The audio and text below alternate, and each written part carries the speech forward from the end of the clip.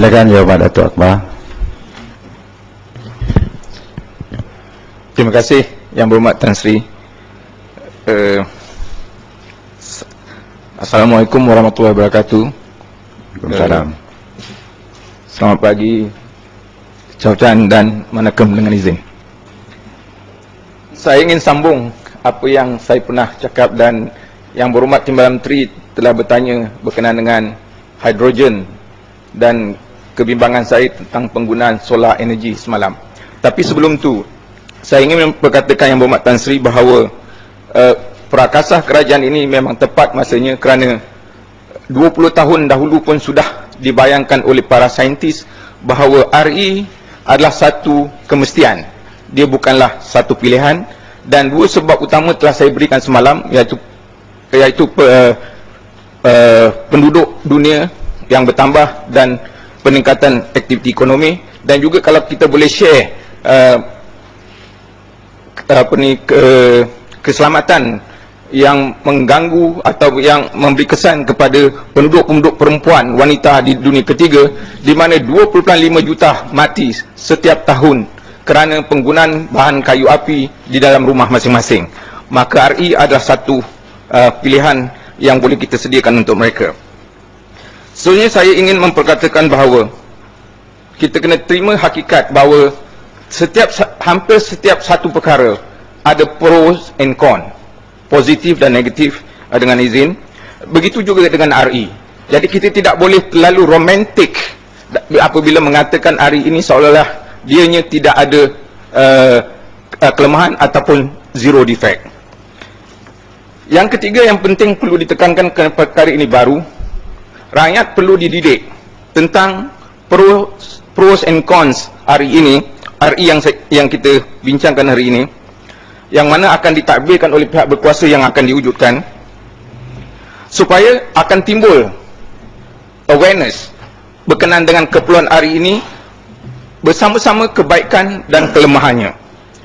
Dan dengan itu kita harap nanti akan wujud dengan izin collective ownership tentang RE ini, dan yang demikian memudahkanlah usaha kerajaan. Saya harap dia dapat dilaksanakan dengan lebih profesional, lebih baik apa yang telah diadakan di Hilton Hotel yang mana saya telah dijemput, dan saya ucap terima kasih kerana itu satu lagi proses pembelajaran sebahagian daripada 3L. Tetapi saya rasa eloklah setiap forum dijemput orang yang pakar tentang kebaikannya dan juga bersedia memperkatakan kelemahan tentang satu-satu hari itu. Hari itu hanya diterangkan betapa baiknya nuclear energy. Tidak pun disebut tentang masalah keselamatan yang menimpa seperti mana yang dialami oleh Jepun pada 11 Februari 3 yang lalu. Jadi dengan penerangan kelemahan dan kebaikannya, maka rakyat akan dapat memilih dengan mudah. Dan sudah tentulah kita tidak ada yang hitam dan tidak ada yang putih, kerana gagak pun ada putihnya dan kapas pun ada hitamnya. Jadi atas prinsip itu kita bersedia menerima RE, tetapi kita kena menentukan the right optimal mix. Dan pada saya 4 faktor penting dalam menentukan the right optimal mix ini. Pertama, keselamatan, safety. Yang kedua, clean, kebersihan RE itu. Dan juga yang ketiga, the economics of that particular RE. Dan yang keempatnya, sustainability atau kelestariannya ataupun kemampanannya. Apabila kita diberitahu the right optimal mix ini, maka dengan mudah rakyat dapat menyokongnya. Dan seterusnya kita kena juga terangkan dengan jelas, bukan berselindung di selai lalang. Kita mesti terangkan the cost of production, cost di tahap pengeluaran, dan selepas itu cost di tahap penggunaan consumption level, cost pembangunan OPEX, CAPEX, dan juga cost OPEX-nya. Yang demikian kita boleh buat pemilihan yang dengan lebih baik. Sebagai contoh, kita selalu didendangkan dengan apa yang dikata energy saving bulbs. Saya setuju dia boleh jimatkan atau conserve energi, tetapi kos capex-nya tinggi, dan walaupun kos operasinya memang rendah dan bil listrik akan lebih murah, tetapi satu batang lampu energy saving bulb ini harganya lebih kurang RM200 sebatang, berbanding dengan T8 harganya lebih kurang 12 ke 15 ringgit. Jadi sudah tentu dia di luar jangkauan kemampuan terutama mereka yang berpendapatan rendah dan sederhana. Jadi inilah antara perkara yang perlu difikirkan oleh pihak berkuasa ini, yang tertera di bawah Seksyen 15 daripada 12 fungsi yang disenaraikan. Seterusnya, saya harap badan yang ditubuhkan ini, saya nak menyambung apa yang saya cakap semalam tapi tidak dijawab oleh Timbalan Menteri, mungkin terlepas pandang, untuk mempertingkatkan, mengoptimalkan RE yang bakal dikeluarkan ini. Pihak berkuasa ini juga mesti mampu melihat di luar bidang kuasa menjana RE itu sendiri. Mesti dapat melihat konektiviti antara penjanaannya dan juga penggunaannya untuk dimaksimalkan RE yang bakal dijana itu. Sebagai contoh, kalau kita proses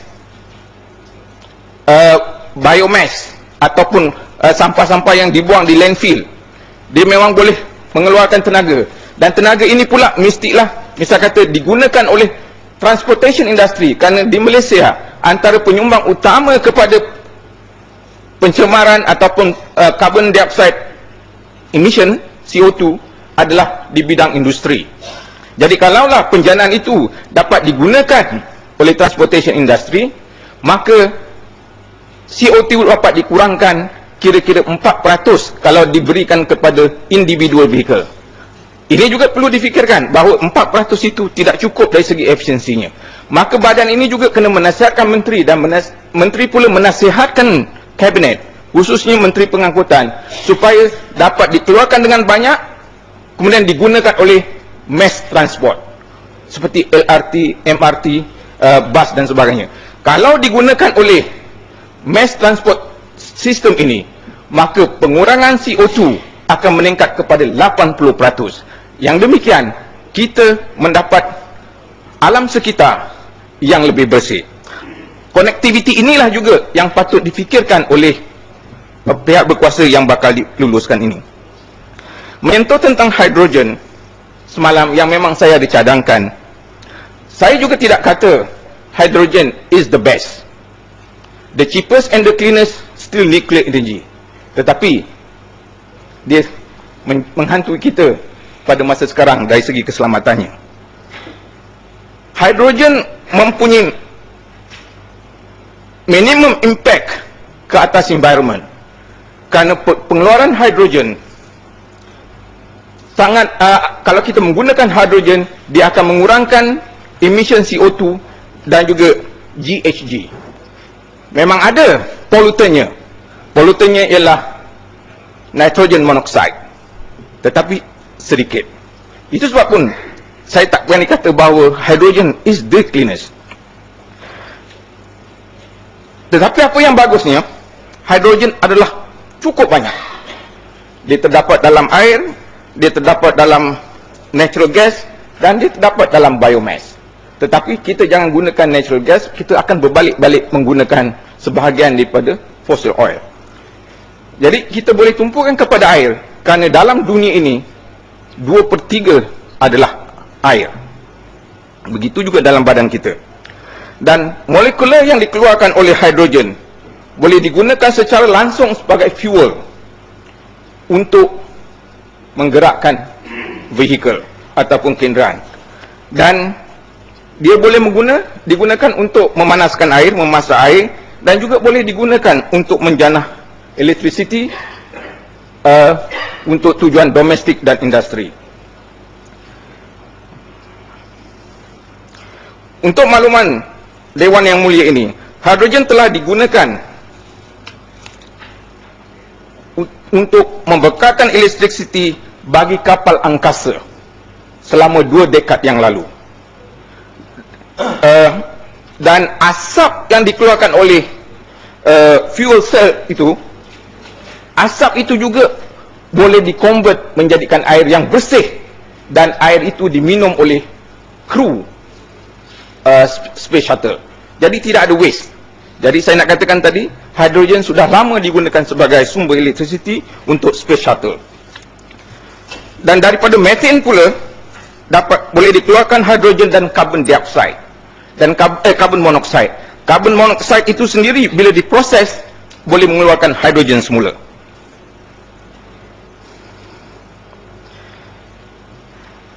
Untuk makluman, kerana nak tahu bagaimana kedudukan production hidrogen ini, pada tahun 2004 sebanyak 50 million tan hidrogen telah dikeluarkan dan meningkat setiap tahun 10%.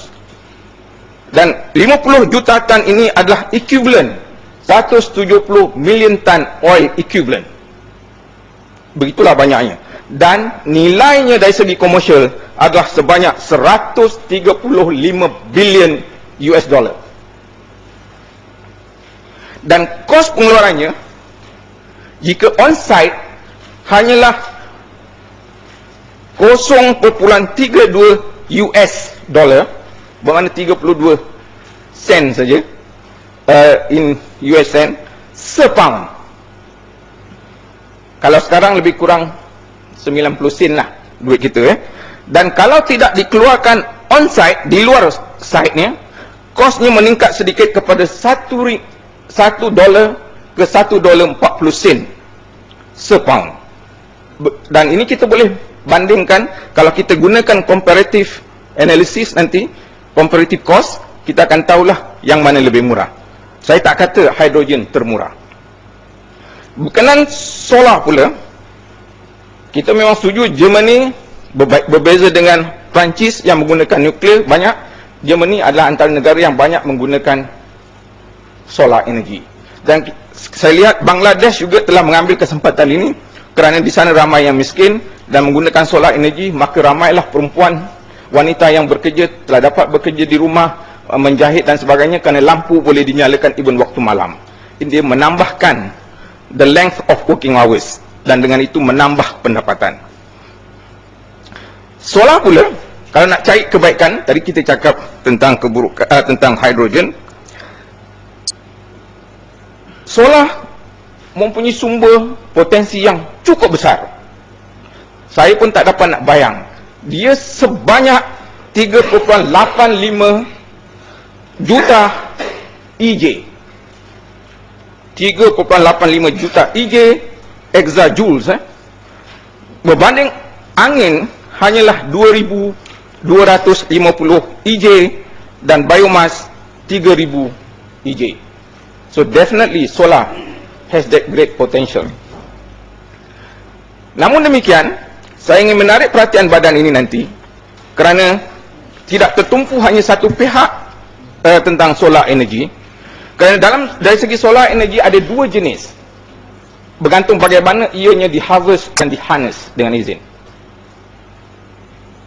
Saya minta antara dua ni, kerana satu ialah passive solar energy dan satu lagi ialah active solar energy. Saya rasa yang aktif ini yang diberi perhatian. Saya juga ingin menarik perhatian pihak berkuasa ini supaya juga memberi perhatian kepada passive solar energy, kerana ia juga mempunyai potensi yang besar dan dia mempunyai kos yang hampir zero. Dia boleh digunakan dalam architecture. Sebagai contoh, solar architecture dan urban planning. Dia hanya bergantung antara lain to position the building, berhubung dengan kedudukan matahari. Dan kita agak bernasib baik kerana kita berada di equator, hampir almost angle yang berbuat Tan Sri mudah diuruskan. Banding China dengan Greek sebagai contoh, terpaksa sentiasa dihalakan ke selatan. Dan solar architecture ini bukan benda yang baru.